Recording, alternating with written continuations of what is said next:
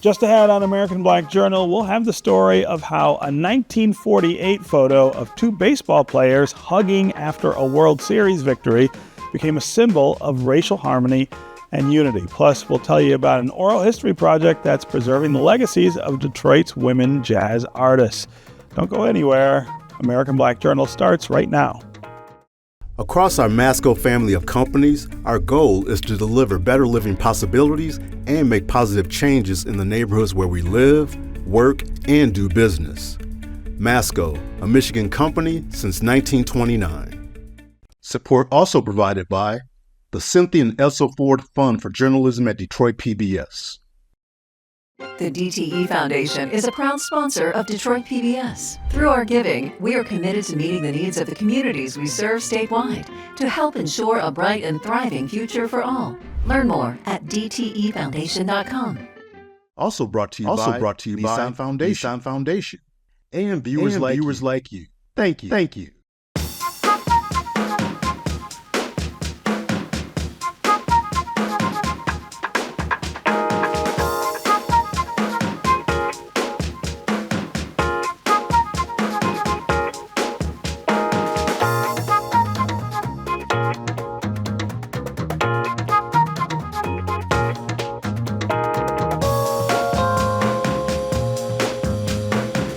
Welcome to American Black Journal. I'm your host, Stephen Henderson. We're more than a month away from the start of the Major League Baseball season, but today we're bringing you a story about a pivotal moment in the history of America's favorite pastime. The year was 1948. The World Series matchup was between Cleveland and Boston. Cleveland came out on top, but it was a locker room photo of victorious teammates Larry Doby and Steve Gromek sharing a hug that grabbed even more attention. One Detroit's Bill Kubota explains in this report.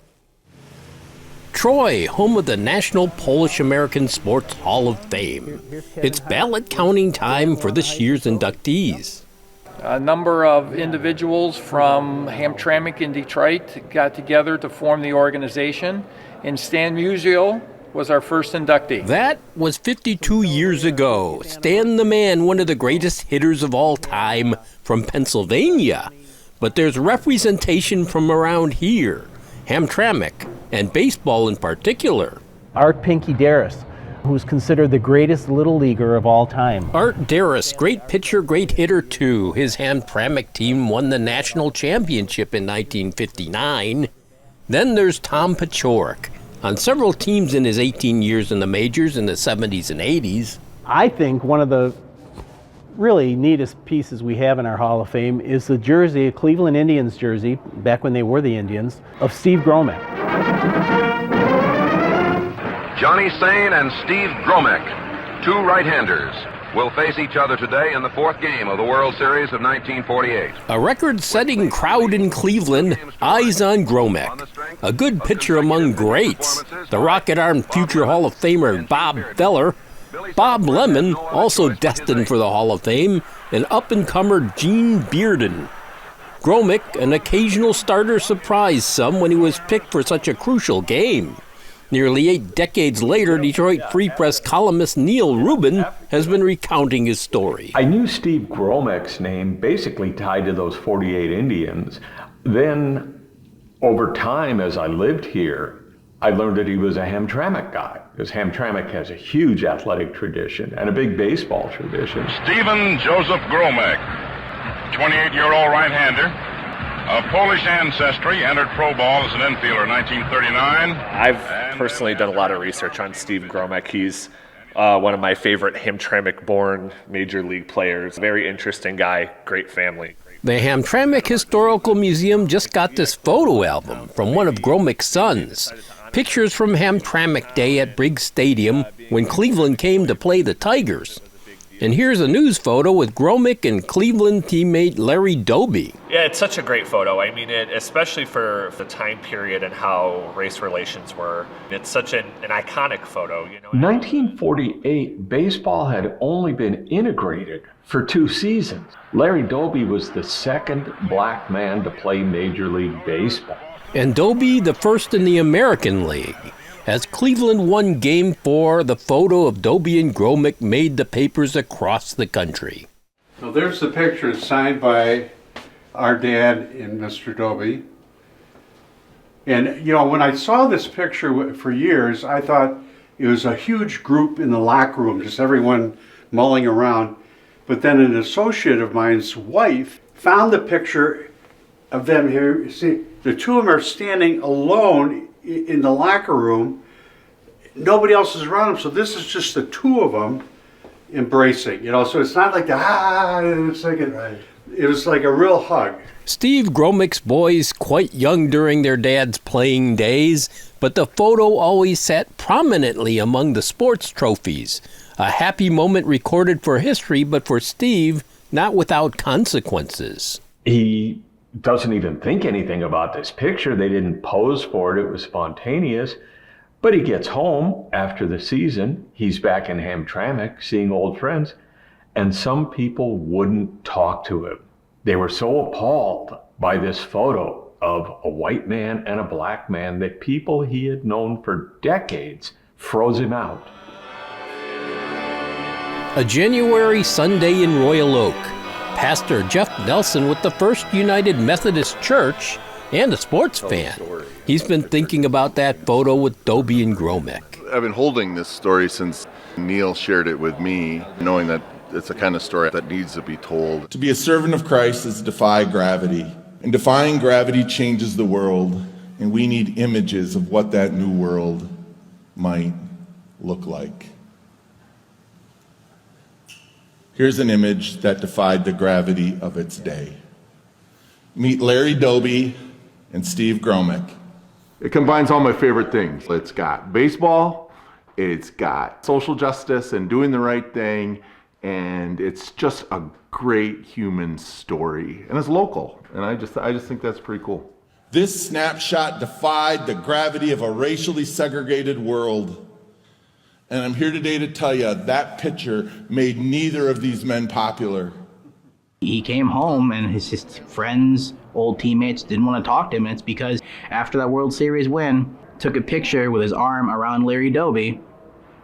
And during the time that it was, people saw that and were like, nope. Gromick found hate mail waiting for him in his mailbox and longtime friends who would no longer have a drink with him at the bar. One former buddy even quipped, "Man, why couldn't you just shook his hand?" There was a lot of fallout in 1948. And you look at that photo and go, yeah, I'm not talking to that guy anymore. That's weird to me. And I mean, I'm sure there's probably a stronger word than weird, but like weird is the best thing I can think of right now. And that brings to the plate Larry Doby. Doby, who's had 4 out of 11, hitting at .364, currently the leading hitter in the series. You think about it now and it's like, how could this happen back then? And it's like, oh, very simply, they did not want someone like this to be here. It kind of makes your head hurt because you try to think about like, why does that make sense? It's interesting because in our family, we just saw 2 ball players and it was a World Series. In Hamtramck, my dad, he would go and play baseball wherever there was a game. He used to play, you know, with the black players too. You know, they had great baseball players too. So my dad would play with everyone when he was there, you know, in Hamtramck. 1-0 Cleveland, last half of the 3rd inning. An overhand fastball swung on, hit high and deep in right center field. The ball is going, it is gone! Even to Larry Doby, where they added him to this team, and you add a player like that who helps your team get over the hump, but in sports, like, it's literally a win-loss business. Wouldn't you want to do everything you can to win? Larry Doby just teed off for the first home run of the 1948 World Series, and the Indians lead 2-0. Lou Boudreau is up, right-hand. Cleveland these days. The team, they're the Guardians now. Around Progressive Field, some heroes victorious in 1948, cast in bronze. Rapid Robert Feller, player-manager Lou Boudreau, and Larry Doby. At the Baseball Heritage Museum, a small Doby display with artifacts from the Newark Eagles, Doby's Negro League team before coming to Cleveland in 1947, just 11 weeks after Jackie Robinson joined the National League's Brooklyn Dodgers. Doby, the second one in. Have we forgotten? Who doesn't know about him? Not so much Clevelanders, but when we get people from the West Coast or even, a couple states out of Ohio, people are surprised to hear about Larry Doby's story and his place in American League Baseball history. The effort to not be forgotten. December 2023, a Congressional Gold Medal ceremony. Although Larry Doby died in 2003, his likeness joins Roberto Clemente and Jackie Robinson as just the third baseball player to receive the honor. The photo was a huge deal to Larry Doby's family, to the point where his son insisted that it be on his congressional medal. And he was told, oh no, we don't put two people on that side of the medal. That's just for the honoree. And he said, well, that's a very nice policy, and if you don't use that photo, there's not going to be a medal. The names that I heard in my house were the guys who looked out for him, the guys who made what he did possible. That was Steve Gromek, that was Joe Gordon, that was Jim Hegan, that was Bob Lemon. Those guys accepted him, and they were lifelong friends, and I'm just sorry I didn't get to meet some of them to thank them for their friendship. Here's a replica of the Congressional Gold Medal. It really has a nice message on the back, too. It says, we are stronger together as a team, as a nation, as a world. And I thank all you guys from the bottom of my heart. Steve Gromek died in 2002, but some of the Gromek family attended the ceremony, including Steve's wife, Jeanette Gromek, age 99. And it turned out great because my mother was still alive. And that was really... My mother was still alive, too. Huh? My mother was still alive, too. Well, no, I said my mother. I said, what about my mother? Our mother. Jeanette Gromek died last February, her husband probably not destined for the Hall of Fame in Cooperstown, but he's cast in history in a way few other ball players will ever be. In the ninth inning of the fourth World Series game of 1948, Mr. Gromek is firing the ball a lot harder and faster and more deliberately in this half inning than in any so far. The pitch, there's a drive to right field, and it goes right to Kennedy. Cleveland wins. And the margin was Larry Doby's home run. You couldn't have written a script. People wouldn't believe this if somebody's writing a movie, or how they say, oh, that's too unbelievable. You can't make that story up. It wasn't Game 7. It wasn't the last game of the World Series. But Steve Gromek, he understood what the photo showed, that moment of joy, but he also came to understand what it represented. That was important to him also. He could have very easily said, this is never going to happen again. I want no more pictures of me and my teammates of different races, never. So the fact that he leaned in was the mark of a stand-up guy. And I mean, people throw this term around a lot, but that's what an ally looks like. That's someone who has his back. I just think that it's a story that Detroiters in particular need to know and be proud of and just kind of own. Let's continue to be a movement that defies the gravity. If these two guys could do it, a local kid from just down the street, then maybe we can do it too. Let us pray. Gracious God, we thank you for this chance to be together here this morning and how this film and this moment. Up next, to look at the women who helped shape Detroit's Jazz legacy. But first, here's a clip of a conversation with Detroit Tigers legend Willie Horton from a 1992 episode of Detroit Black Journal. There were a number of key people, men in particular, who played important roles in your life, gave you guidance, and that's kind of what your message is all about today, too. That's what it's about. What I'm doing is giving back to society what it gave to me, and because I look at life that it's not none of mine to keep, and I'm very fortunate, I feel like that I can look back and say thanks to the Ryan Thompson, the Judge Keefe, and Sam Bishop. Judge Damon Keefe, and Sam Bishop at Northwestern. I tell you, it's unreal. It can go on, and as through all of these people of learning and bringing up that, they taught me about never forget the road that you cross. But they did taught me always respect to where you're going in the future and how you do that. recognize where you came from. So it always stayed that way, because my role model at the time that coming up, they let us recognize the people in the city. Like my dream of being a Charlie Primus basketball player. He was a great basketball player at Wayne State. Oh, I tell you, Johnny Klein. Jumping Johnny Klein. You got Chief Henry, which is the second deputy chief of the Eastern Operation, that we used to go with lunch bucket and watch him play ball, him and Freddie Snowden. They used to play, one was second base, one was shortstop. That was the good old days. We recognized what we had so we can understand what's down on trauma as the profession, and then we going outside. You know, what's important too is that these were black men in the black community who were role models for young boys like you back then. That's true, and that's just part of life, and it's more of a concept I'm trying to do today as what I'm doing at the Police Athletic League. It's more like a team-type concept as the wheel, the spokes type of concept. It's linkage to make something happen, because the future is our grandkids and their kids. Destination Detroit is an ongoing project of Detroit PBS. It explores the region's rich history and the people who helped shape it. Detroit's music legacy is an important part of that history. American Black Journal contributor Cecilia Sharp of 90.9 WRCJ spoke with oral historian Veronica Johnson about her project with the Detroit Sound Conservancy, which chronicles the stories of the women who have influenced the city's jazz culture. Take a look.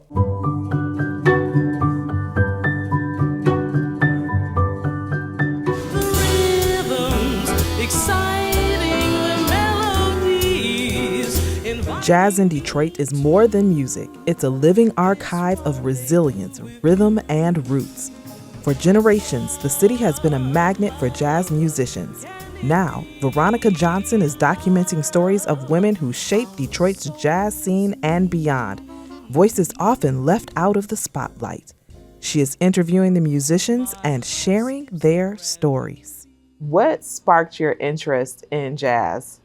Well, actually, my interest in jazz goes back to college. I just became just really, enamored with the music itself, the history of it, the culture, just how important this music is to the foundation of Black American music. What inspired you to take a closer look at the women in jazz and to collect their oral histories? I started doing all this research, and then I realized, wow, who's covering the current female Detroit musicians that are out here kind of carrying on this lineage. So that's kind of what really inspired me to want to dig deeper and tell their stories. Those stories are part of the growing oral history collection in Detroit Sound Conservancy's digital archives. It was at Cuyahoga Community College where I really started getting into jazz and playing jazz, because they had a program there. But it wasn't until I moved to Detroit where I started really establishing myself. So far, dozens of jazz musicians have participated in the project. I basically interview everybody from Straight Ahead, the great female jazz group from Detroit, the great drummer Gayla McKinney, Alina Moore, piano player. I've interviewed a lot of vocalists like Naima Chamberjay or Ursula Walker, Kate Patterson, Tazima Bey, great ragtime pianist. So that's just a few, but there's plenty of people I've interviewed so far. So my father would make sure that I had a chance to hear music. He took me out to hear the Thad Jones, Mel Lewis Big Band. That was fantastic. We went to the Light Guard Armory on 8 Mile Road and heard them. He was really very, very good about making sure I had a chance to hear musicians when they came into town. And then little by little, as I started to do a little bit more playing, Wendell and Marcus would actually hire me for gigs when I was really quite young. And so those are my opportunities to really hone my craft and really fall in love with the music in a really big way. You partnered with the Detroit Sound Conservancy on this oral history project. How did the collaboration come together? So I've always been connected to the Detroit Sound Conservancy in some form or fashion. So when I started my oral history project several years ago, I did start off kind of going with Detroit Sound Conservancy. So now we're working to, archive and digitize these oral histories for the world to see.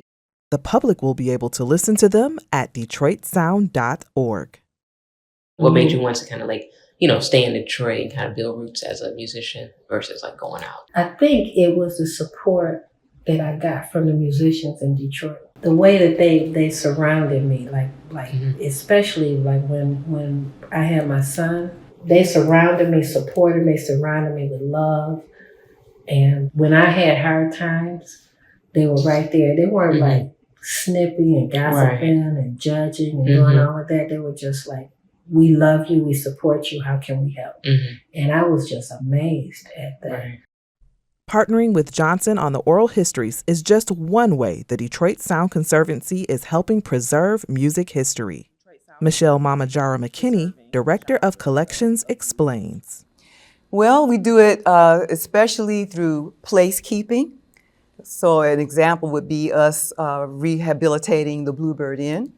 We do it through actual archiving and preserving, which we are taking in the collections of musicians and people who create around the music. And we make them accessible and digitize them and whatever we have to do so that people from years later can come and see, wow, this is great. This happened in Detroit. This person did that. And we create educational resources and collaborations. So that's especially going to show up when we get into the Bluebird Inn. Tell us a little bit about the Bluebird Inn. Well, the Bluebird Inn is an iconic, historic jazz club. And it's just a little neighborhood bar. And that place became a haven because at that time, it was a lot of segregation in the city of Detroit. And there were places where Black folks could go and Black folks could not go. And it was a place where you could have Sunday brunch and you could see your neighbors and you could feel safe and you could be your Black self. Unapologetically. Unapologetic, yes. Without fear. Without fear. For generations, Detroit has drawn artists from all over, some just passing through, but many staying for good. The city is also home to the world's largest free jazz festival, the Detroit Jazz Festival, drawing hundreds of thousands of attendees each year. I like the jazz scene in Detroit. It's a Detroit thing, I think, where people just uplift each other and whatever you need, they'll show you the way. It's time for you to get up and show the world what we have in store. How did women shape the jazz culture in Detroit? They had a great impact on it. And that kind of stuff that you can hear that's toe tapping and you can sing along with it and remember the melody and be humming it to yourself. That was made more possible by women singing in jazz to me. The storytelling. All of me, why not take all of me? Can you see I'm no good without you? When we think about that Detroit sound, what is it about the sound of Detroit that makes it so unique? It still comes out of community. Actually, not even community, familyhood. That's what, to me, is what makes the communication and the mentorship and the passing things down that Detroit musicians do. It has extended worldwide. And so not only is it a sound, it's a feeling. It's a feeling of connectedness and of familyhood. And somehow that's embodied in the music.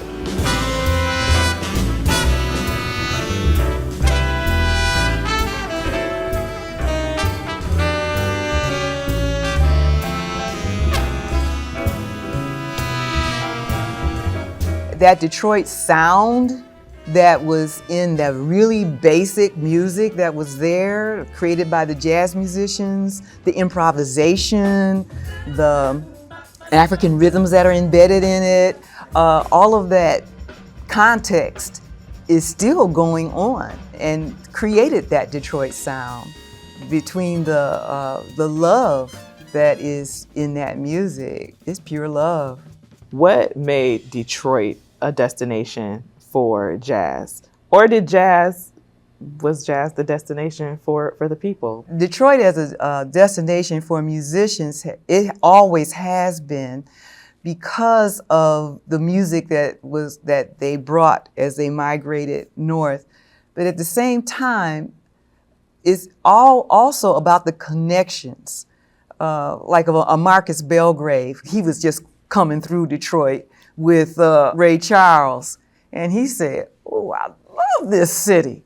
Yeah, and people taking him under their wing and talking to him, and he left Detroit and he came back and he said, I can't leave this place. He didn't want to leave. What is it that you hope that people walk away with after hearing some of these stories? Well, I just really want to, people to realize how, their work ethic, the resiliency of these women, again, a lot of the women I've interviewed, some of their 70s and 80s still performing. So it just goes to show how much they love music. And I just want people to realize that obviously women have as much of an influence and impact on Detroit jazz as the male counterparts. So I just want people to see the breadth and depth of these women and what they've done and what they've accomplished throughout their years.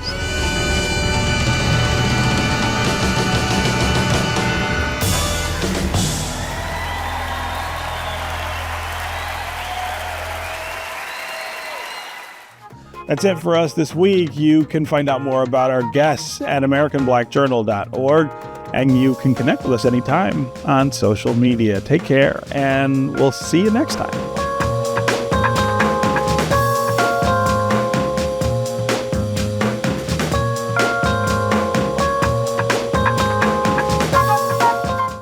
Across our Masco family of companies, our goal is to deliver better living possibilities and make positive changes in the neighborhoods where we live, work, and do business.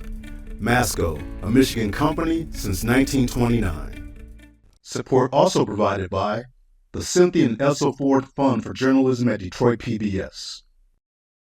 The DTE Foundation is a proud sponsor of Detroit PBS. Through our giving, we are committed to meeting the needs of the communities we serve statewide to help ensure a bright and thriving future for all. Learn more at dtefoundation.com. Also brought to you by Nissan Foundation and viewers like you. Thank you.